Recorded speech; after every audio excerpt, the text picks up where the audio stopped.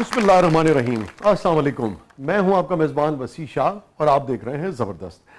नाज़रीन, ज़बरदस्त में हमें आज दो जनरेशन के आप समझिए नुमाइंदों ने ज्वाइन किया है। पहली जो हमारी मेहमान है वो नौजवानों की नुमाइंदा हैं, दूसरे जो हमारे मेहमान हैं वो सीनियर्स के नुमाइंदा हैं। पहली जो हमारी मेहमान है बेपना सलाहियतों की मालिक हैं, पंजाब फूड अथॉरिटी का जो इंस्पेक्शन सेल है ये उसकी हेड हैं। आप लम्स में पढ़ाती हैं, न्यूट्रिशनिस्ट हैं और शौकत खानम में बतौर ऑन्कोलॉजिस्ट आप काम करती हैं। हमारे साथ मौजूद हैं डॉक्टर जवेरिया साहब। Welcome to the show doctor साहब।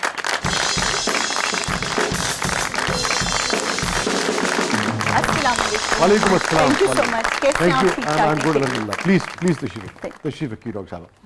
बहुत बहुत शुक्रिया। और नाज़रीन जो दूसरे हमारे मेहमान हैं वो भी किसी तारुफ के मोहताज नहीं है। पाकिस्तान टेलीविज़न के देखने वाले सहाफ़त से जो जुड़े हुए लोग हैं वो उनसे बखूबी आशना हैं। एक तवील करियर है इनका। आप सहाफ़ी भी हैं, आप अदाकार भी रहे और पाकिस्तान की तारीख के बहुत सारे उतार चढ़ाव जो हैं वो उन्होंने रिपोर्ट भी किए हैं, उस पर लिखा भी है और उसका बहुत करीब से मुशाहिदा भी किया है। हमारे साथ मौजूद हैं मोहतरम नासिर नकवी साहब। Welcome to the show Nasir.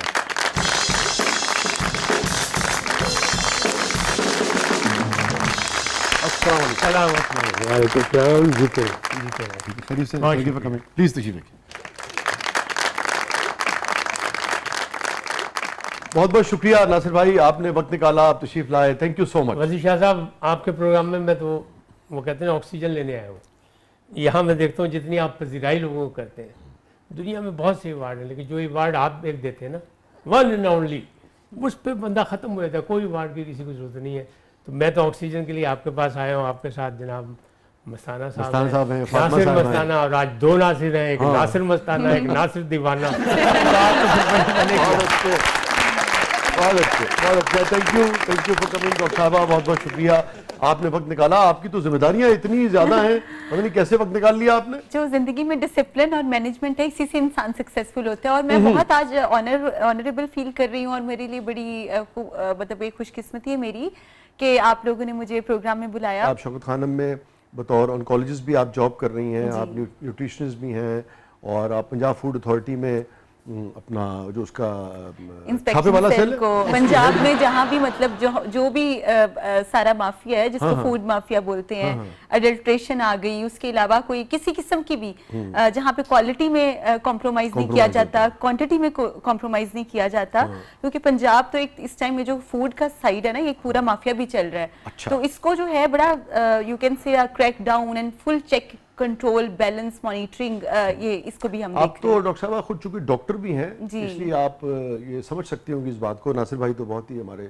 Senior है। हाँ जी, बिल्कुल। बाकी भी मैं देखने वालों को बताऊं कि पूरी दुनिया में वो ममालिक भी जहाँ पे ट्रैवलिंग बहुत ज़्यादा है, टूरिज्म बहुत ज़्यादा है लोगों का, और उसके अलावा भी वो जो पहली जो बैरियर जो सेट करते हैं ना, वो सेहत के हवाले से, वो अपने रेस्टोरेंट्स और हाइजीन के हवाले से करते हैं। बिल्कुल ऐसे ही है। बिकॉज वहाँ से जब लोग बीमारियाँ नहीं लेके जाते तो अस्पतालों पे गैर ज़रूरी बोझ नहीं पड़ता है। बिल्कुल। तो इसलिए भी बहुत स्ट्रिक्ट उनकी मॉनिटरिंग की जाती है कि किसी भी रेस्टोरेंट से कोई भी फूड पॉइजनिंग या ऐसी चीज़ ना हो जिससे लोग बीमार हों और फिर हॉस्पिटल जाएं। यही फूड की दीगर भी बेसिकली यही होता है कि manage your disease bye diet ना, कि अपनी बीमारियों को, वबाई अमराज को, और जो अपनी इम्यूनिटी अगर आपने स्ट्रांग रखनी है, कुव्वत मुदाफित कैसे मौसमी जो वबाएं बलाएं आ जाती हैं उसका मुकाबला कैसे करना है। तो जो डाइट न्यूट्रिशन ब्रेस्ट फीड से लेके later on the 80s and 90s ना आपको फ्यूल की तरह, अगर आप इंटेलिजेंटली ईट करते हैं तो आप ना सिर्फ मेंटली हेल्दी रहते हैं बल्कि आप लाइफ में through out the life span आप बहुत हेल्दी तरीके से बड़ी खूबसूरत जिंदगी गुजारते हैं। जैसे फर्द देखिए,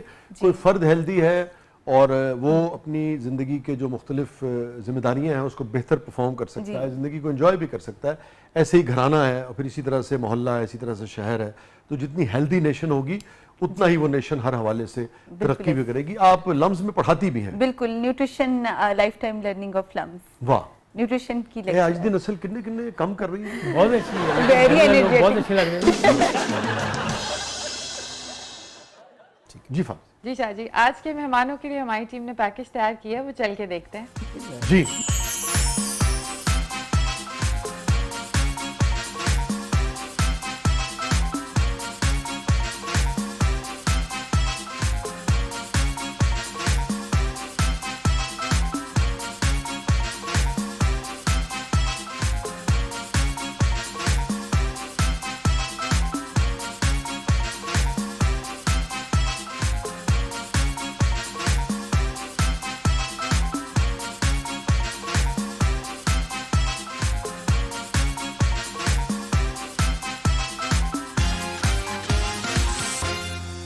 वाह वाह, कितनी यादें हैं ना वैसे आपके पास। ये तस्वीर जो लास्ट वाली थी हाँ, ये बड़ी खास है। जिसमें आप लिख रहे हैं या जो उस्मा गिलानी जिसमें लिख साहब रहा हैं? हूँ मैं, हाँ, जिसमें लिख रहा हूँ, क्या लिख रहे हैं? ये नई नस्ल को बताने की है। ये कायद आज़म की वो नशिस्त है जिस पे वो बैठ के गाजी इल्मदीन शहीद की मुकदमा लड़ने की तैयारी कर रहे थे। अच्छा, और फ्लैटिस होटल में उनका कमरा महफूज है, वहाँ ही है। तो वहाँ मैं अपना कॉलम लिख रहा था, तो मेरे किसी दोस्त ने ये तस्वीर बनाई, तो उन्होंने कहा नहीं जी ये बड़ी तारीखी है। नई नस्ल को ये नहीं पता, ना कोई हमारे जो बड़े लोग हैं वो उन बच्चों को बताते हैं, जाके इन चीज़ों को दिखाएंगे, देखें ये हमारा असासा है। कायद आज़म वहाँ ठहरे थे, उनका सूट है बड़ा खूबसूरत, और वहाँ पे बैठ के वो काम करते थे, वहाँ रहते थे, वो क्या होता था क्या नहीं होता, इन चीज़ों से आगाह करना चाहिए हमें लोग। जी मोहतरमा। जी, तो अब डॉक्टर जवेरिया के पैकेज की जानिब चलते हैं।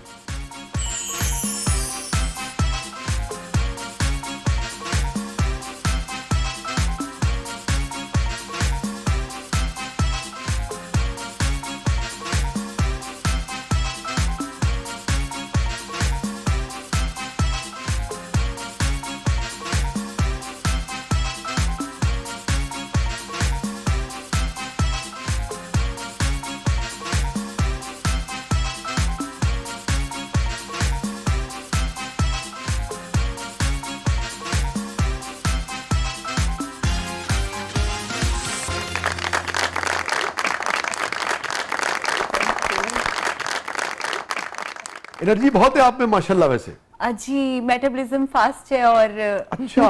वक्त पे नमाज पढ़ना, वक्त पे खाना खाना, और हाँ, मतलब आजकल जो आजकल की चीज़ें हैं जो अक्सर मैं स्टूडेंट्स को और यंग जनरेशन को बोलती हूँ कि अपने औकात कार ठीक करे। हाँ। बहुत ज़्यादा वक्त जो है वो रील्स और स्क्रॉलिंग में ना यूज़ करे। इबादत के वक्त वो मेरे फादर कहते थे वेले दिया नमाजा वेले दिया टकरा, कि वेले दिया नमाज, वेले दी नमाज कवेले दिया टकरा। हाँ कवेले दे टकरा। तो इसका मतलब है कि जो चीज़ अपने वक्त पे हो वो अच्छी लगती है। ऐसे। तो बेवक्त जो है ना वो जागना और फिर पानी का इस्तेमाल ना करना, कैलोरीज ज्यादा ले लेना और अनहेल्दी फूड, ये सब चीजें आपको तो ना। आप न्यूट्रिशनिस्ट हैं तो आप हाँ। अपनी एनर्जी को भी मेटाबॉलिज्म से ही जी, ताबीर जी, करती हैं। जी, बिल्कुल, बिल्कुल। अच्छा, तो किसी गरीब का अगर मेटाबॉलिज्म स्लो हो तो एनर्जी नहीं होगी इसमें क्या? टेलीविजन में जब आप काम कर रहे थे ज़्यादा, तो उस ज़माने में सारे जो आपके कोलीग्स थे, उस्मा साहबा थी अभी, सारे legend हैं। सारे क्या यहाँ माशाल्लाह। legends थे। कोई बात आपको उस्मा गिलानी की, रूही बानो की, फिरदौस साहब की, आबिद साहब की कोई याद आती हो आप शेयर करना? ये सबकी यादें आती है, बड़ी बड़ी याद आती है। देखिए अल्लाह जब देने पे आता है ना कुछ भी हो जाता है। मिसाल के तौर पर मैं बताऊं कि एक ड्रामा था रगों में अंधेरा, जी जी, अपना राहत काज़मी साहब वाला, राहत काज़मी। यूनुस जावेद साहब जी, ने लिखा यूनुस था। जावेद साहब ने पहले वो लॉन्ग प्ले की शक्ल में था। मोहम्मद निसार हुसैन साहब ने लॉन्ग एमएनएस प्ले ने किया था। जी हाँ। तो जब लॉन्ग प्ले का नाम रखना था ना, तो मेरे कमरे में रखा गया था ड्रामा 81 अच्छा ठीक है। मेरे ऑफिस में मस्जिद में, और नाम किसने रखा था? इंतजार हुसैन साहब ने। अच्छा ठीक ये तारीखी चीज़ें हैं।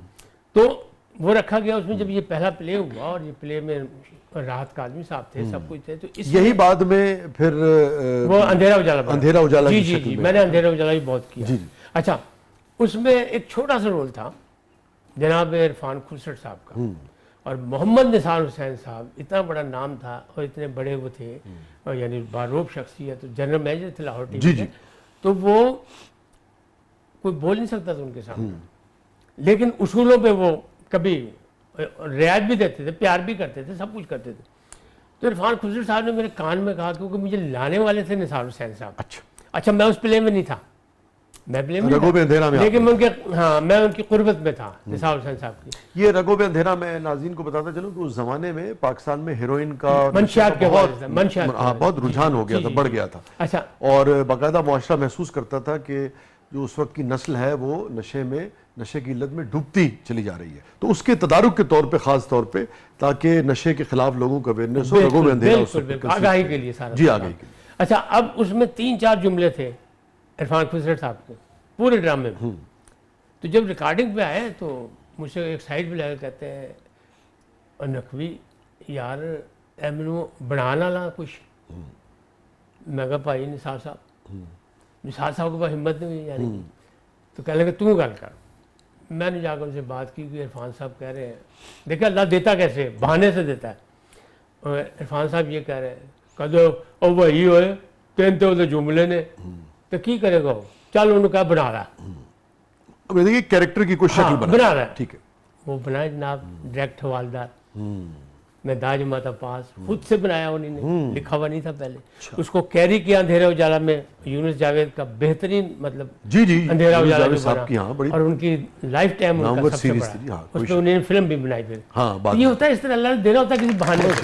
ये बड़ी अहम बात की आपने, और इसमें मेरे ख्याल में नौजवानों को, हम सबको सीखने के लिए एक चीज़ और भी बड़ी अहम है फातिमा साहिबा, जी, कि अगर आपके पास किसी जगह पे 3 जुमले भी हों किसी के पास, वो देखे ना, एक 90 मिनट का प्ले है, उसमें किसी शख्स के पास 3 जुमले हैं, 3 जुमले का मतलब है कि हार्डली 10 सेकंड शायद। हाँ जी। तो उन 3 जुमलों पे भी अगर वो सोचता है कि कोई बात नहीं 3 है, मगर मैं इसे कंसीव करूं, इसे अच्छी तरह से करूं, इस 10 सेकंड्स को मैं बेहतरीन तरह से परफॉर्म करूं, तो आप देखें उसका नतीजा क्या बना। तो ये बड़ी अहम बात है कि हम सबको सीखनी चाहिए कि चाहे 10 सेकंड हो, चाहे 90 मिनट हो, काम उसको ऐसे करें कि जिसे कहते हैं ना कि ईमानदारी के साथ। बिल्कुल, ये क्रेडिट है जी जी इरफान साहब तो मैं तो इरफान साहब को भी इसका को। हाँ credit जी, बिल्कुल बिल्कुल। वाह, ये फरमाइए कि रगों में अंधेरा का जिक्र हो रहा है, तो राहत काज़मी साहब ने वो क्या कैरेक्टर किया था, और कोई शक नहीं कि बाद में कवि साहब ने भी बहुत कमाल किया, मगर राहत साहब वाला जो कैरेक्टर था उस हवाले से क्या आपको याद आता है? मगर मेरे प्रोड्यूसर मुझे कह रहे हैं कि ब्रेक पे जाना है, चूंकि इतनी तारीख है आपके पास, वो वक्त का पता ही नहीं लगा। ब्रेक से वापस आकर हम आपसे जानने की कोशिश करेंगे कि रगों में अंधेरा में राहत काज़मी साहब ने जो एक तारीखी किरदार किया था, उस हवाले से क्या क्या आपको याद आता है, कोई ख़ास बात आपको याद आती हो, क्योंकि राहत साहब से भी लोग बड़ी मोहब्बत करते हैं, बहुत प्यार करते हैं। पाकिस्तान की जो शोबिस की, टेलीविज़न की, फिल्म की इंडस्ट्री है, उसमें राहत काज़मी साहब का एक बहुत अहम मकाम है। तो थोड़े वक्त बाद आप चाहते हैं, और हमारे साथ मौजूद है जनाब बेपनाह सलाहियतों की मालिक मोहतरमा डॉक्टर जुवेरिया साहबा, इनसे भी गुफ्तगू होगी। प्रोग्राम के अगले मरले में आपके लिए बहुत कुछ है, आप देख रहे हैं ज़बरदस्त। और मेरे ख्याल में फातिमा के पास बहुत सारे सवाल हैं डॉक्टर साहबा के लिए, है ना, तो अब ये 2 खवातीन होंगी और आप होंगे नाज़रीन। थोड़े से वक्त के बाद वापस आते हैं, आप देख रहे हैं ज़बरदस्त।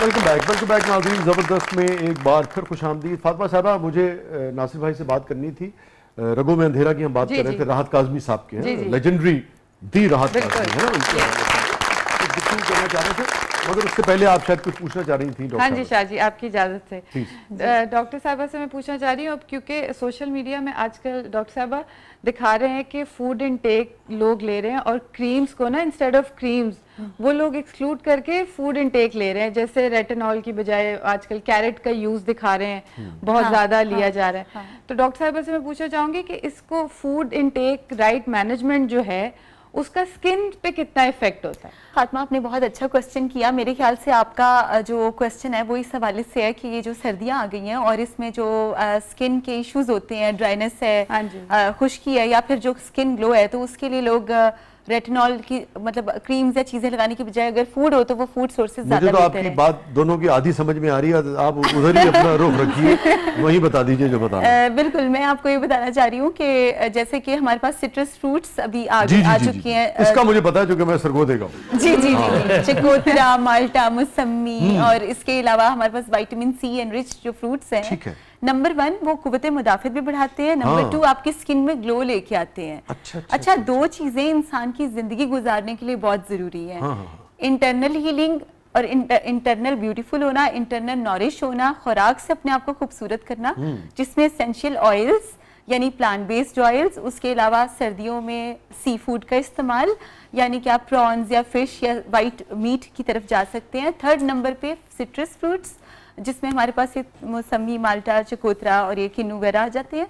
और इसका भी ये नहीं कि आपने बहुत ज़्यादा इस्तेमाल करना है, 4 डेज अ वीक आप डेली कोई ना कोई विटामिन सी इनटेक कर सकते हैं। एक्सेसिव प्रोडक्ट, अगर आप कोई भी चीज़ अगर खून मतलब खून पतला करता है तो वो आपका खून पतला होता है, तो आपके प्रॉब्लम भी हो सकती है। तो कोशिश करें पालक का इस्तेमाल भी साथ करें, इसको ज़रा बैलेंस्ड रखें। और जो स्पेशली अगर आपने खूबसूरत होना चाहते हैं, जैसे फातिमा ने सवाल किया कि स्किन के रिलेटेड किया कि फूड सोर्सेज क्या होते हैं, फातिमा चाहती है लंबा गैप दिया। बिल्कुल। जैसे भी आपने जिक्र किया ना प्रॉन्स का, फिश का, कुछ ऐसे फ्रूट्स का जो इस वक्त मेरे ख्याल में महंगे हैं और जिसकी माली इस्तिताअत इतनी नहीं है, तो वही ग़िज़ाइयत जो इन चीज़ों से दस्तयाब है वो निस्बतन किन सस्ते फलों से या सस्ती अशिया से दस्तयाब हो सकती है? बिल्कुल, जैसे कि सी फूड में हमें विटामिन डी और ओमेगा 3 मिलता है, तो आप इसको अलसी के बीज, फ्लैक्स सीड से पूरा कर सकते हैं। यस, सुबह आप वो सस्ता है, बिल्कुल, ठीक है। जौ का दलिया लें, दही लें, ठीक है। प्रोबायोटिक भी है, फाइबर भी हाँ, दही अच्छा देखिए है। ना माशाल्लाह, हाँ, बहुत उसमें महंगा आप नहीं है। बिल्कुल सीड्स ऐड करें, cumin seed, black cumin seed, chia seed, हेलॉन सीड्स। ठीक है। आपको इंटरनली फिट रहना है, ठीक है। इंटरनली एनर्जेटिक ठीक रहना है। है। तो और जो कुछ आप प्रॉन्स से, फिश से और महंगे फलों से ले सकते हैं, तो वो आप seed वही food से- ग़िज़ाइयत आपको इन चीजों से भी मिल जाएगी जो आप अभी आप बिल्कुल आप बिल्कुल इक्वली बहुत अच्छी नासिर भाई जनाब। जी, हम जिक्र कर रहे थे राहत काज़मी साहब का देखिए- और रघु में अंधेरा का। देखिए राहत काज़मी साहब, आपको पता है कि बड़े अफसर थे और सर्विस छोड़ के आए थे इस काम जी में। जी जी, तो क्या पढ़े लिखे लोग थे। जो लोग कमिटेड होते हैं, जो कमिटमेंट के साथ आते हैं, उनका उतार चढ़ाव कुछ और ही होता है। उनकी रिहर्सल्स, उनका आना जाना, उनका नशिस्त व बर्खास्त, उनका टाइम पे आना, उनका टाइम से पहले आना, तो उन्होंने बड़ा इसको ऑब्जर्व करके किया था। ये बदकिस्मती समझ लें लोगों की, हमारी, कि वो नहीं कर सके उसे कंटिन्यू, क्योंकि वो कराची चले गए थे और मसरूफियत ज़्यादा हो गई थी, लिहाजा कबीर खान साहब को। लेकिन कबीर खान साहब ने भी नहीं जी, क्या बात। बाकायदा एक लकीर लगाई है, नो वो भी कम नहीं। नो डाउट, एक ही असल लेवल के लोग जी, थे जी, ना, बिल्कुल, माशाल्लाह। स्टाइल थोड़ा मुख्तलिफ होगा। उधर सब एक से एक थे। वैसे शाह जी, मैंने भी राहत काज़मी साहब के बहुत प्लेस देखे हैं। मतलब क्या खूबसूरत पर्सनालिटी थी, स्क्रीन पे आते थे और छा जाते थे, मतलब शहंशाह थे उस स्क्रीन के।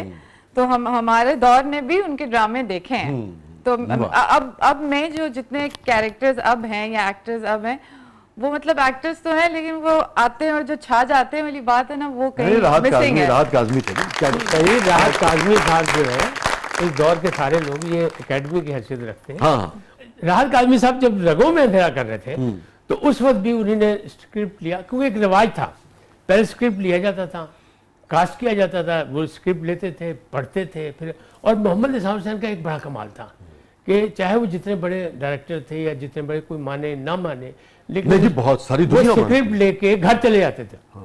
वो जाके कायल करते थे कि ये काम आपने करना है, अगर किसी को कास्ट अगर करना किसी को हो। कास्ट करना है, अच्छा। चाहे वो रूही बानो हो, चाहे ये हो, चाहे उसमें हो, कि यार मैं एल हमारा एल हो।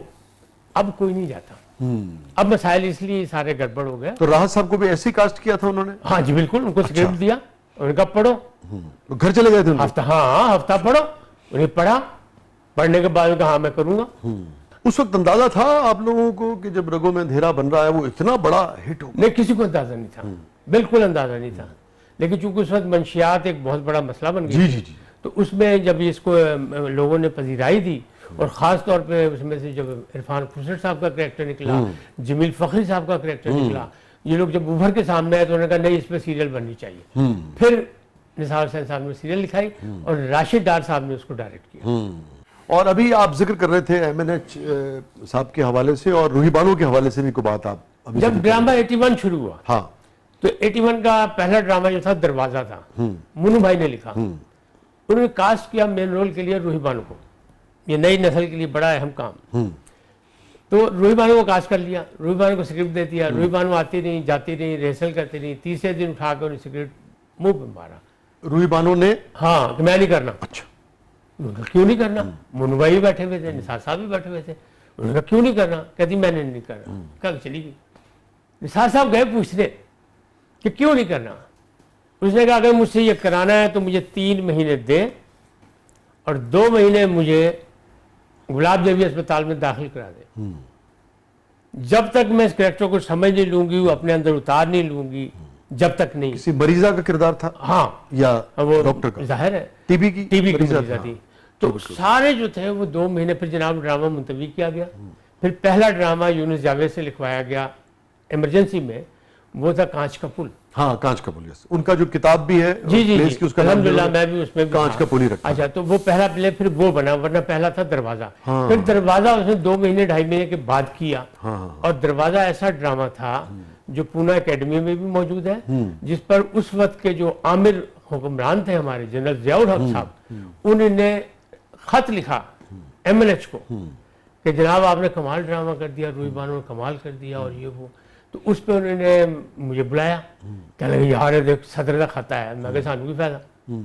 मैंने फिर की, मैं कहा तुझे ये बिहार से सारे आर्टिस्टों ने खत लिखो, हमारे पास वो रिकॉर्ड है, सारों को फिर खत अपनी तरफ से लिखा कि सदर ने ये कहा है कि बहुत अच्छा ड्रामा था। तो ये चीज़ें तारीफ की, और इस वक्त रेसलें ऐसी होती थी, अब नहीं होती। डॉक्टर साहब, इतने सारे शोबों में आप काम कर रही हैं, आप ऑन्कोलॉजिस्ट हैं, शौकत खानम में आपकी जिम्मेदारी है, ये फूड अथॉरिटी में आप कर रही हैं, लम्स में आप पढ़ा रही हैं, फिर न्यूट्रिशनिस्ट हैं और भी बहुत कुछ आप कर रही हैं। जी। तो सबसे ज्यादा आपके दिल के करीब कौन सा इदारा देखिए, या वो शोबा कहते है? हैं कि जब आपका जो प्रोफेशन है वो आपका पैशन बन जाए ना तो आप उसमें बहुत एक्सेल करते हो।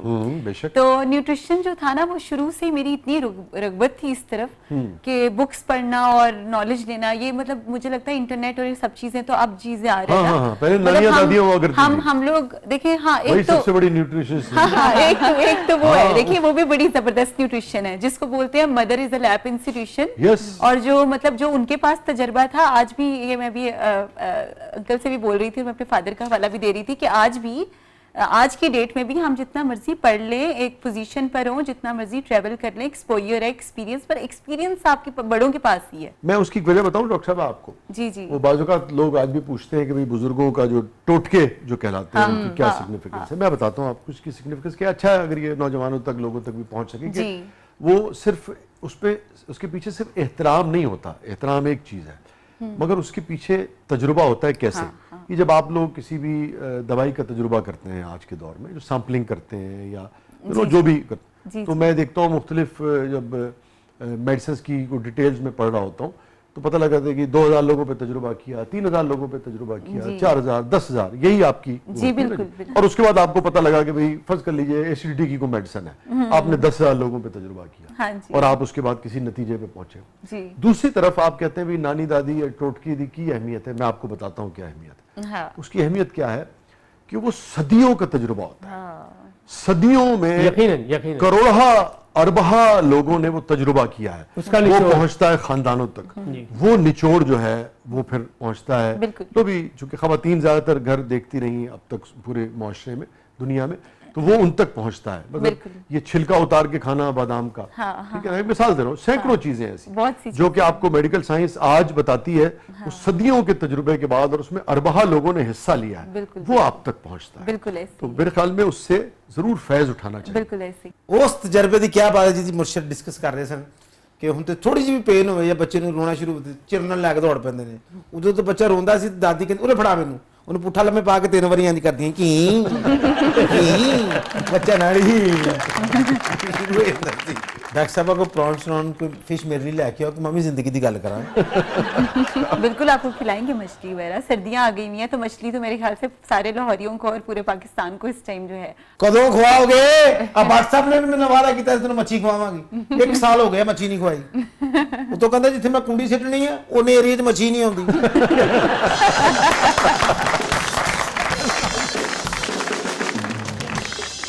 Stay with us, नाज़रीन, कहीं नहीं जाइएगा। छोटे से वक्फे के बाद वापस आते हैं प्रोग्राम के अगले पल में। आपके लिए बहुत कुछ है। हमारे साथ मौजूद है मारूफ न्यूट्रिशनिस्ट मोहतरमा डॉक्टर जवेरिया साहिबा, हमारे साथ मौजूद हैं मारूफ सहाफ़ी और अदाकार मोहतरम नासिर नकवी साहब। आप देख रहे हैं ज़बरदस्त।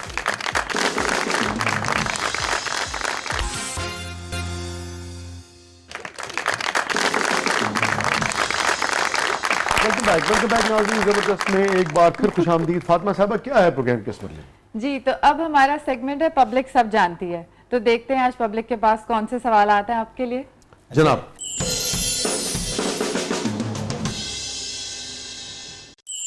जवेरिया, मैं आजकल बहुत ज़्यादा परेशान हूँ, मैं बहुत ज़्यादा डिप्रेशन में हूँ।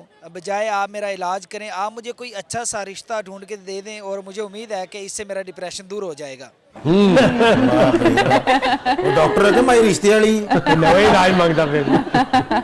हाँ, वैसे कंसल्टेंट से तो वो चीजें लेनी चाहिए ना कि आप मुझे ये पूछें कि मैं सुबह में क्या लूँ, दोपहर में क्या लूँ, रात सोने से पहले मेरे लिए क्या चीज इंपॉर्टेंट है और मैं किस तरह तंदुरुस्त और तवाना जिंदगी गुजार सकता हूँ।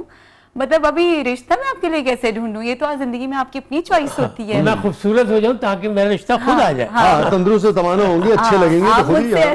आप मुझसे ये पूछिए कि आपको किस तरह, आप हसीन बनने में आपकी मैं कैसे मदद कर सकती हूँ कि आपके इर्द गिर्द लड़कियों की लाइनें लग जाएं। दसो फिर डॉक्टर साहब मैंने दसो कि मेरे इर्द गिर्द कुड़ियों की लाइनें लग जाए। तुसी बस ऐनक ला दो।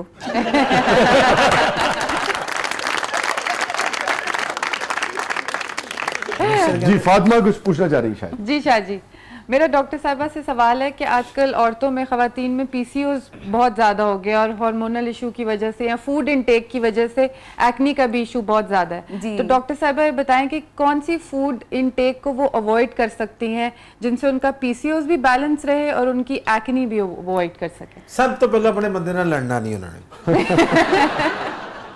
देखिए फातिमा, आपका क्वेश्चन बड़ा इंटेलेक्चुअल है और हमारी जो अवाम, जो हमें नाजरीन हमारे देख रहे हैं, वैसे सब उनके लिए बड़ा ज़रूरी है कि इस टाइम बहुत ज़्यादा बढ़ती हुई रेशो है पॉलीसिस्टिक ओवेरियन सिंड्रोम पीसीओएस की, और ये इसकी जो बढ़ती हुई मेन वजह है, चंद चीज़ें आप ज़िंदगी में कर लें और चंद चीज़ें छोड़ दें। पहले ये बताती जाऊँ थिंग्स टू अवॉइड। इसमें जो अवॉइड करना है आपने, जो मिल्क, जो दूध या डेयरी प्रोडक्ट्स हैं वो कोशिश करें खालिस लें, वरना ना लें।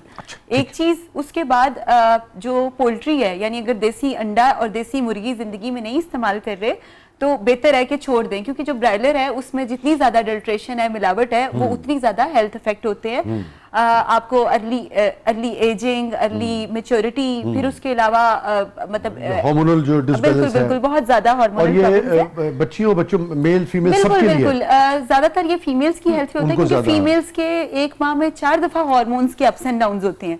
Follicular phase, menstrual phase, different phases होते हैं। साथ ही साथ मूड स्विंग्स भी होती हैं। तो एक औरत जो है वो एक मुआशरे में जब एक बच्चे को जन्म देती है तो वो एक कंप्लीट नॉरिश्ड और हेल्दी खातून होनी चाहिए।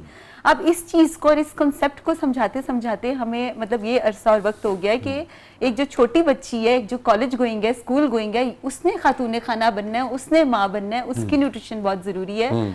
उसका वो ग़िज़ाई चीज़ें जिनमें मिलावट है, वो डब्बे वाले जूस, दूध, रंगों वाले मशरूबात, प्रिजर्वेटिव्स और तमाम वो चीज़ें जो कमर्शियली तौर पे एक एक 2-2 साल फ्रिज फ्रीजर्स में पड़ी रहती हैं और फिर इस्तेमाल करते हैं। वो avoid करना ताज़ा चाहिए। सब्जियों का इस्तेमाल करें, ताज़ा फलों का इस्तेमाल करें, कोशिश करें थोड़ा लें, ग़िज़ाइयत पूरी रखें और एनर्जी लेवल अच्छा रखें, ताकि ये जो पीसीओएस है इससे बच सकें। वेरी गुड जी जी। अच्छा सर, आप कालम नगार भी हैं, तज्जियाकार भी हैं और अदाकार भी हैं। सर कोई काम तो हमारे लिए छोड़ दें। नासिर भाई, दुनिया में आए तो काम करने के लिए आए। अगर जिंदगी है तो फिर जिंदगी को एंजॉय भी करें, काम के साथ, कमिटमेंट के साथ। इसलिए ये सारे काम किए कि एक मजदूर का बेटा हूँ, मजदूरी करने का मुझे कोई ये नहीं है कि मैं फेम लेने निकला हूँ। मैंने हर काम किया, करके दिखाया और अल्हम्दुलिल्लाह उसमें नाम भी कमाया। शुक्र अल्हम्दुलिल्लाह, अल्लाह नेक नियति में अपनी बरकत डाल देता है। देखें, आपका ख़ास तौर पर शुक्रगुजार हूँ कि आप लेजेंड हैं, आप इतना अच्छा प्रोग्राम कर रहे हैं, मुझे भी बुला लिया ये आपने। मुझे कर नहीं, नहीं, मैं मुझे भी बुला लिया आपने, मुझे बुला लिया आपने। नहीं, आप लेजेंड है माशाल्लाह। और आपके मैदान में भी शरारतें करता रहा हूँ। नासिर करेगा कौन तेरी सादगी पसंद, सारा जहान मुब्तले रंगो बूतो है। वाह, वाह। तो ये पहला शेर है सुना था तो शायद करूँ कटिया जाऊँ। सुनाए ना फिर। नहीं, पहला क्या सुना जाते हैं आप? इस उम्र में निकाला जाऊँ? हाँ, कभी कभी करो, हो जाती निकल है। जाना चाहिए।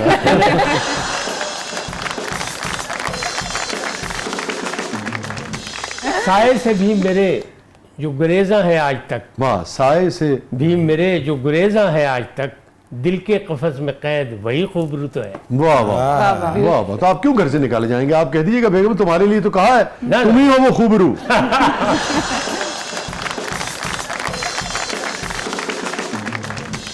बस ठीक है, अच्छा, अल्हम्दुलिल्लाह। आपको लगता है उन्हें यकीन नहीं आएगा इस बात नहीं, पे? यकीन नहीं आएगा क्योंकि कभी यकीन कराया ही नहीं हमने। क्यों नहीं यकीन करा? टाइम ही नहीं मिला, ओह, नासपाची ही लगे रहे। ओए कभी कभी फील होता है कि क्यों टाइम नहीं लग गया। हाँ, इंसान को सोचते हैं, होना चाहिए, टाइम देना चाहिए। उम्र के किस हिस्से में आपको एहसास हुआ कि आपने वक्त नहीं दिया घर? सर, जब अब फारिग हुआ तो तकरीबन फारिग हूँ तब एहसास हुआ कि नहीं ये चीज़ें भी होनी चाहिए। लेकिन अल्हम्दुलिल्लाह बहुत अच्छी ज़िंदगी है, बहुत अच्छी बेगम है, बहुत अच्छे बच्चे हैं मेरे। ये जो आपने कहा ना फरागत के लम्हों में, मुझे इससे याद आ गया वो सलीम भाई का शेर है ना, सलीम कौसर साहब का, वो परिंदा जिसे परवाज से फुर्सत ही न थी, वो परिंदा जिसे परवाज से फुर्सत ही न थी, आज तन्हा है तो दीवार पे आ बैठा। बेशक, बेशक। बात ऐसे ही होती है, इंसान जब वक्त गुजर जाता है ना, फिर से याद आता है कि नहीं मैं भी करना चाहिए, भी करना चाहिए, भी करना है। वो सवाल करने वाला पूछा कुछ मेरे लिए छड़ दो पाजी साल, अरे तो बहुत कुछ छड़े तो हैं। बेहतर ये है कि आदमी तन्हाई से पहले ही अपनी दीवार पे वापस आए। जी जी, बिल्कुल बिल्कुल बिल्कुल, बेशक। जी, जवेरिया साहिबा, आप डॉक्टर कम और मॉडल जो है वो ज़्यादा लगती हैं। अगर आप जैसी डॉक्टर आ गई तो मरीज़ तो आपको देखकर ही ठीक हो जाएगा।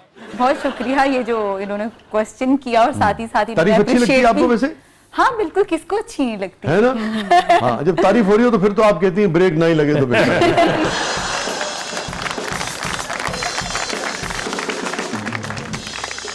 जी सर मेरा क्वेश्चन ये है कि जब घर में आपके बेगम से झगड़ा होता है, ठीक है, तो आपकी उस वक्त साफत काम आती है या अदाकारी काम आती है?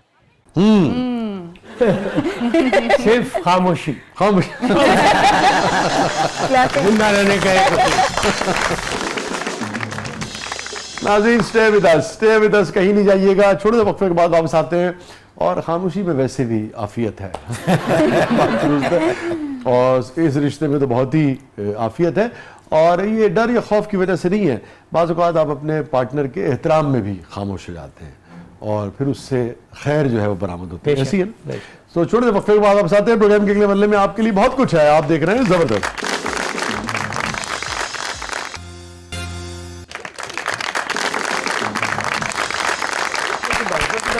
ज़बरदस्त में एक बार फिर खुशामदीद। और डॉक्टर साहबा और नासिर भाई, हमारा सेगमेंट है जिसका नाम है कैथारसिस।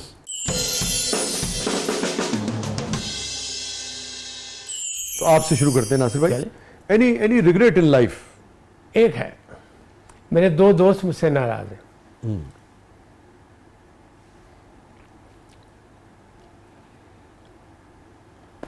माफी नहीं दे रहे।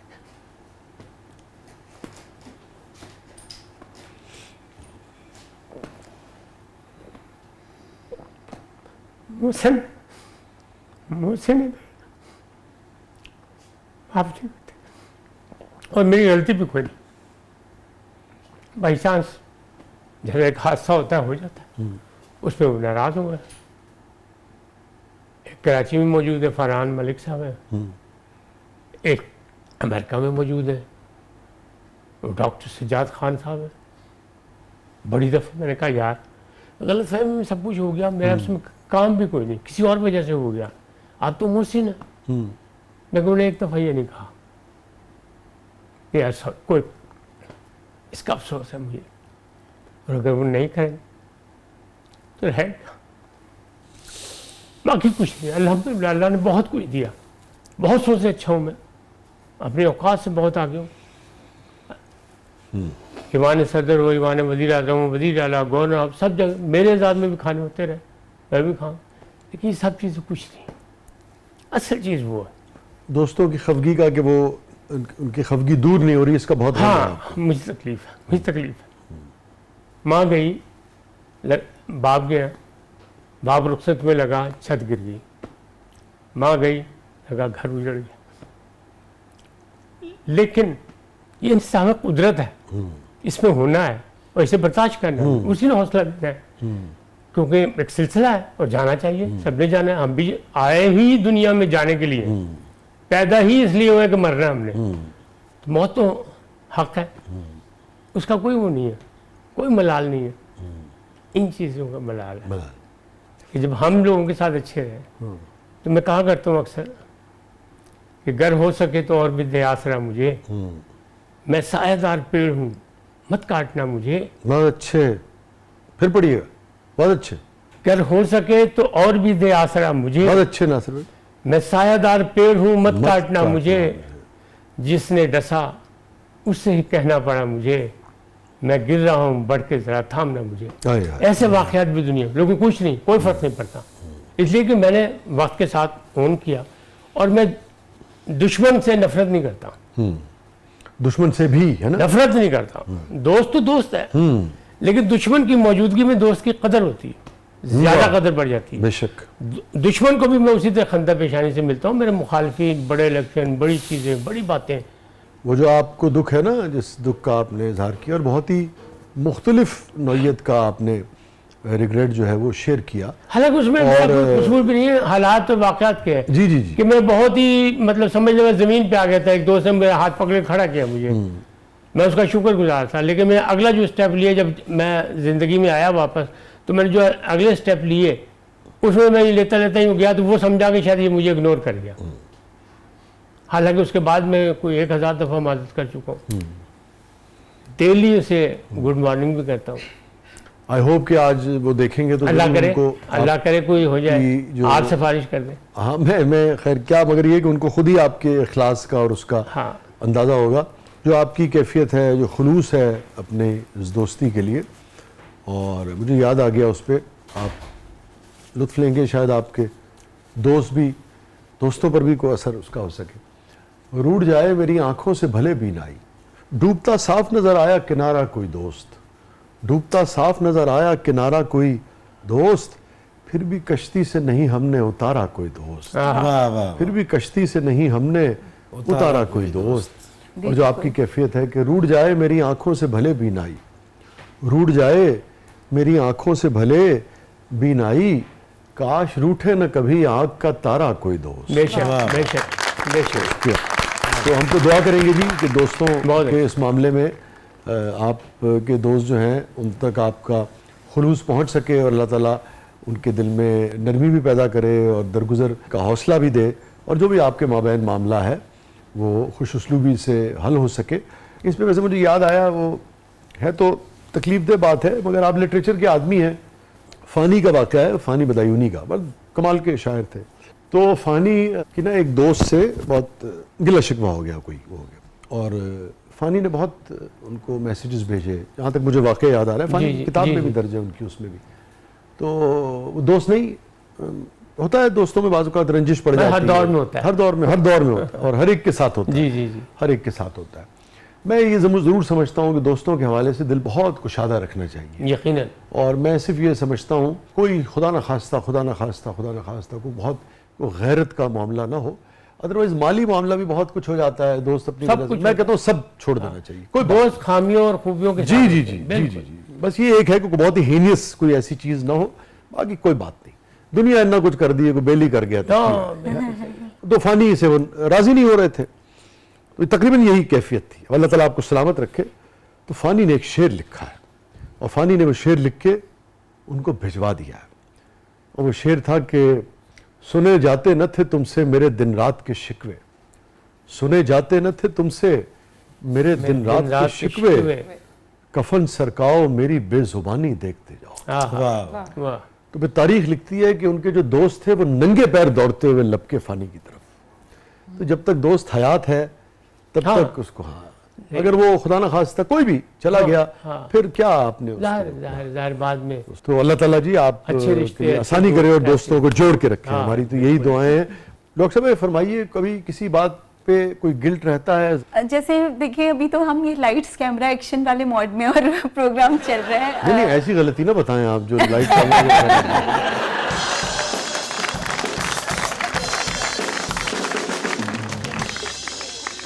नहीं इट्स तो नॉट, हल्की फुल्की गलती बता रहे नहीं इट्स नॉट अबाउट दिस कि मैं यहाँ बात नहीं, मोस्ट ऑफ द मतलब ऐसा कोई चीज़ है नहीं है। नासिर नकवी साहब, आपकी जिंदगी का सबसे पुरमुसरत लम्हा, happiest moment? Sir happiest moment मेरा ये है कि ये भी बड़ा एक तारीखी है कि प्रेस क्लब का इफ्तिताह होने वाला है, और कायम मुकाम सदर वसीम सज्जाद साहब इफ्तिताह करने आ रहे हैं। मैंने पाकिस्तान टेलीविज़न से 15 दिन की छुट्टी मांगी हुई है, और प्रोड्यूसर राशिद डार कहता है, जो बड़ा सख्त आदमी जो किसी को बर्दाश्त नहीं करता, वो कह रहा है अगर ये 2 सीन नामुकम्मल हुए तो मेरी नौकरी ख़तरे में पड़ जाएगी।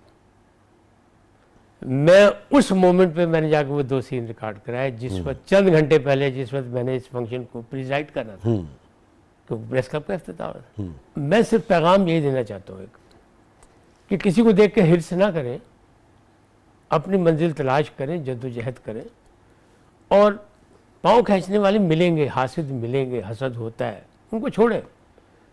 अपने सच्चे जज्बे होने चाहिए। मिसाल के तौर पे 89 में मैं पहली दफ़ा लाहौर प्रेस क्लब का सदर बना। लाहौर में प्रेस क्लब नहीं था। 93 में मैं कामयाब हुआ, मुझसे सीनियर सहाफ़ी मौजूद थे जिन पर बहुत से इल्ज़ामात थे, फ़ंड दिए भुट्टो साहब ने, नहीं बना। लेकिन मेरा एक जज्बा था, मुझे कहा गया कि आप मुझसे जौहर टाउन में इतने कनाल ज़मीन ले लें, छोड़ दें से, सरकार ने कहा, भाई साहब ने, और मुझे साथ में उन्होंने एक ताना भी दिया। जितनी जगह फाइनल की प्रेस क्लब मैंने बनाया, ये भाई साहब ने जगह, जी भाई साहब के दौर में दी, तो हमने बड़ी मुश्किल से ली थी। इससे पहले मैं 50 जगह करवा चुका था, वो जो कैंसिल हो गई थी। तो उन्होंने कहा कि चल नहीं मानता तू कारकुन है, मैं भी कारकुन है, मेरी भी कोई नहीं सुनता, तेरी भी कोई नहीं सुनेगा, तो अल्लाह करे ए लोग तेरी इज्जत करन, वरना ना ऐसे पहाड़ी तो चुक के तेन थले सुटना है। तो अल्हम्दुलिल्लाह 30 साल हो गए प्रेस क्लब बनाए हुए, मैं नहीं जाता वहाँ, इसलिए किसी को मेरी ज़रूरत नहीं है। लेकिन ये मतलब नहीं है कि काम नहीं करना, अच्छा काम करना है और करना चाहिए। कम्युनिटी के लिए काम किया, एक बड़ा हुआ, यानी 93 में बना, पाकिस्तान 47 में बना, लोग कराची प्रेस क्लब का दावा करते थे, वो 49 में बना है, ये 93 में बन रहा है। फ़र्क तो होना चाहिए, लेकिन जो रवायात, जो वहाँ के मसाइल होने चाहिए थे, वो मेरे हिसाब से नहीं। मैं समझता हूँ मेरे मर्ज़ी का प्रेस क्लब नहीं बना। बिल्डिंग तो है, बिल्डिंग थोड़ी होती है, मकान जो है वो मकीन से बनता है ना। अगर मकीन अच्छे नहीं तो मकान का क्या, जितना मर्जी खूबसूरत बना ले। डॉक्टर साहबा, जी, जी। हैप्पीएस्ट मोमेंट आपकी जिंदगी में? हैप्पीएस्ट मोमेंट जब मुझे सिविल सर्विसेज अकेडमी से फ़ोन आया कि आप हमारे जो ऑफिसर्स हैं उनको लेक्चर देने कब आ सकती हैं, तो मेरे लिए एक बड़ी ऑनर की बात थी और एक बड़े प्राउड की बात थी। और उसके अलावा जब लंदन वालों ने मुझे अवार्ड फंक्शन के लिए, पाकिस्तान अचीवमेंट अवार्ड्स के लिए, मतलब अपनी पूरी फैमिली में पहली लड़की थी जो कि लंदन अवार्ड के लिए गई, और उसके पीछे भी मेरी प्रोफेशनल एक्सीलेंसीज थी बहुत ज़्यादा। नासिर नकवी साहब की जिंदगी का सबसे गमगीन लम्हा? खुशी और गमगीन दोनों लम्हा एक ही है। आप हैरान होंगे, वो नाम है दिलदार परवेज भट्टी का। अल्लाह गरीब की रहमत फरमाए। मेरी शादी भी वो बहुत नाचा। ए नैयर, वो अलवेला साहब, अमानुल्लाह, ये सब बहुत नाचे। इन्होंने बड़ा खुद ही फंक्शन अरेंज किए हुए थे घंटों। तो एक बच्चा उठा के वो नाचने लगा। तो ए नैयर ने कहा कि ये बच्चा क्यों उठाया? कहने लगा इसलिए कि अगले साल मैं नकवी का बच्चा चुक के तो डांस करांगा। अच्छा। अगला साल आया, बच्चा आया, बच्चे का पैगाम मिला अस्पताल में कि मुबारक हो बेटा, माशाल्लाह। और मेरे ख़ानदान का पहला बेटा था वो, क्योंकि मेरे बड़े जो थे उनके यहाँ बेटियाँ थीं। तो दूसरी तरफ से फ़ोन आया कि दिलदार परवेज भट्टी की डेथ हुई। ओह, उसी दिन। ओह। और मैं शाम को फिर जनाजा रिसीव करके, आज तक हमने अपने बेटे की उस अंदाज में सालगिरह नहीं मिलाई,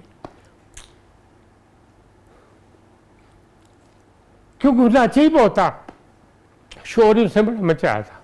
खुश थे। अलवेला साहब पूछा था कि तू ना क्यों नचन डे है, शादी नकवी दी, तू क्यों नचन डे है? तो कान में कहता और तेनू नहीं पता, नकवी ने मैंने दसिया कि मेरी पहली शादी। ऐसा था, आप लोग सोच नहीं सकते। आबिद अली साहब भी वहाँ मौजूद थे, सारी दुनिया के लोग थे। तो वो लम्हा कैसे मैं भूल सकता हूँ, क्योंकि उसकी औलाद नहीं थी। दिलदार साहब की? हाँ जी। अच्छा। और फिर वो मेरी औलाद के लिए दुआ कर रहा, फिर औलाद नरीना की बात कर रहे हैं, और मुझे अल्लाह ने औलाद नरीना दे दी। और उस दिन वो दुनिया से चले गए। और आपका ये कहना है कि उसके बाद आपने कभी अपने बेटे की सालगिरह नहीं, बाकायदा सालगिरह नहीं बनाई। अब नासिर भाई, आप ऐसे मोड़ पे आ गया है प्रोग्राम, बहुत सारे सवालात थे मेरी मुट्ठी में, मगर अब क्या आपके सामने मुट्ठी खोली जाए। बहुत बहुत शुक्रिया, आपने वक्त निकाला, आप तशरीफ़ लाए। वसी शाह साहब, मुकम्मल नहीं हुआ प्रोग्राम, कोई शेर तो अपना सुनाए, कोई नजर कर दें। आज आपने बड़ी कंजूसी भी जो फानी के बहुत सारे शेर सुनाए। नहीं, आपने अपना कोई शेर नहीं सुनाया। मैं ये जो बात कर रहे थे ना, मोहब्बतों की जो बात हो रही थी, देखिए शेर भी अजीब अजीब उसके एंगल्स निकलते हैं और आप हैरानी रह जाते हैं। बाज़ को नया वाक़या आपको शेर का एक नया एंगल जो है वो यकीन आता है। अभी जो आपने अपना साहबजादे का की सालगिरह का, दिलदार साहब के इंतकाल का जिक्र किया, एक ही दिन में जो सब कुछ हुआ, अल्लाह ताला साहबजादे को तवील उम्र अता फरमाए, आपको बहुत खुशियाँ दिखाए। अभी बुझाओ न कैंडल न केक काटो, अभी बुझाओ न कैंडल न केक काटो, अभी कुछ और देर मेरा पिछला साल मत छीनो।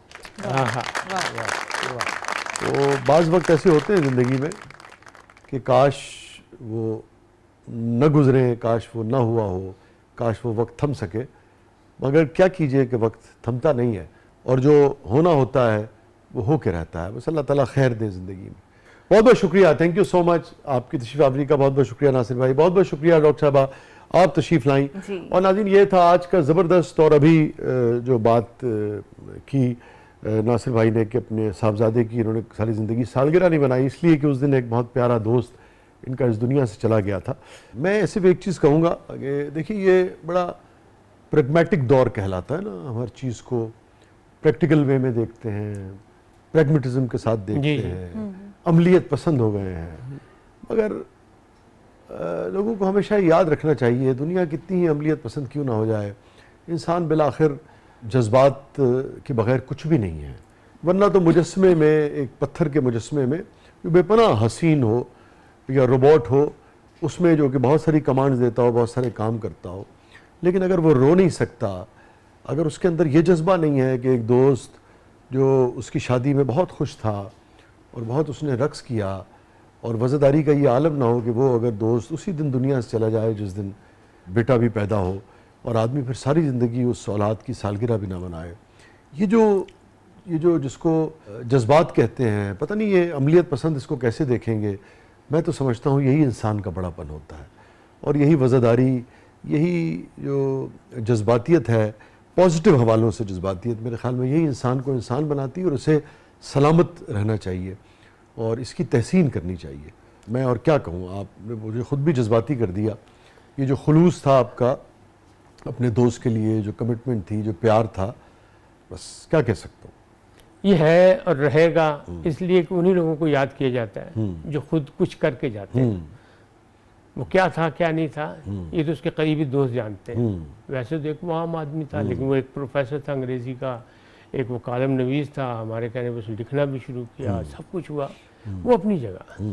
लेकिन मैं आपका शुक्रगुजार हूँ कि चाहे हमने आधी बात की या ज़्यादा बात की या कम की, लेकिन आपने अपनी फ़ज़ाइल और मसाइब की महफिल में मुझे बुलाया।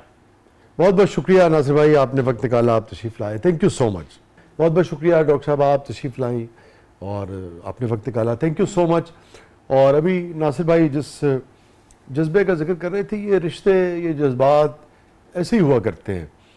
तो मोहब्बत करने वाले जो हैं वो दुनिया में कहीं भी बसते हों, और जज्बात के साथ वो ऐसे ही होते हैं। दुनिया लाख कहती रहे कि प्रैग्मेटिज्म ये कहता है कि जो चला गया अब आगे ज़िंदगी जो है वो गुजारी जाए। लोग गुजारते भी हैं, मगर कभी कभी उन यादों को इस तरह से ज़िंदा भी रखते हैं। और सब कॉन्टिनेंट के एक बहुत नामवर सिंगर थे, अदाकार थे, किशोर कुमार साहब। तो उनके जो बड़े भाई थे अशोक कुमार, बड़े नामवर अदाकार थे। अशोक कुमार साहब की जिस दिन सालगिरह थी, उसी दिन किशोर साहब की डेथ हो गई, उनके सगे भाई थे। उसके बाद अशोक कुमार ने कभी ज़िंदगी में अपनी सालगिरह नहीं मनाई। और यही ज़िंदगी है, मैं तो समझता हूँ यही इंसान का हुस्न भी है, यही इंसान का बड़ापन भी है। अपने फीडबैक से हमें आगाह कीजिएगा और इजाज़त दीजिए। अल्लाह हाफ़िज़।